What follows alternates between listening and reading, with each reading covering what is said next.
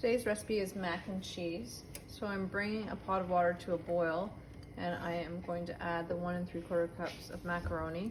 The recipe calls for the noodles to be cooked before you even start the recipe. So that's the first thing I'm gonna do. And when the water boils, I will add that and cook it for about 6 minutes, which is the instructions on the package.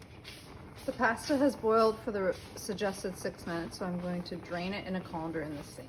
The next step in the recipe is to preheat the oven to 350 degrees.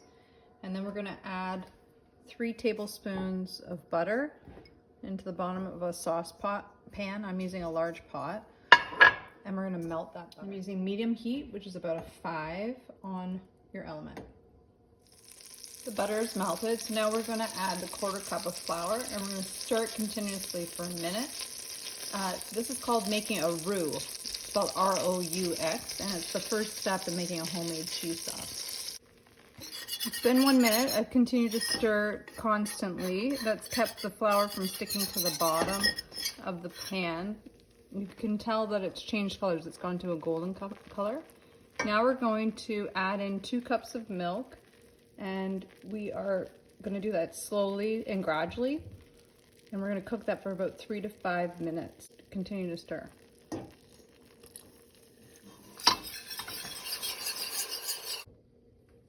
I've been stirring this for 3 minutes and it's still not thick enough yet, so I'm going to keep it going for another 2 minutes.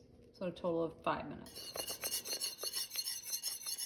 It's been on the heat now for 5 minutes. So now I'm going to add the Parmesan cheese, which is, there's a 1/4 cup of the Parmesan that gets added.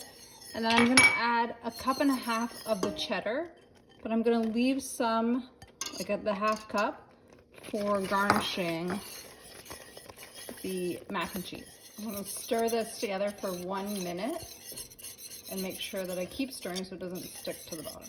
It's now been a minute and all the cheese has melted. So now it's time to add the cooked macaroni into the pot. Now the goal is to stir the macaroni into that cheese sauce so that it's coated. Now I'm going to pour the mac and cheese mixture into this 1.5 liter casserole dish that I've greased already. And sprinkle the remaining 1/2 cup of cheddar cheese over the top of your mac and cheese for garnish. And then sprinkle a 1/4 cup of breadcrumbs over the top.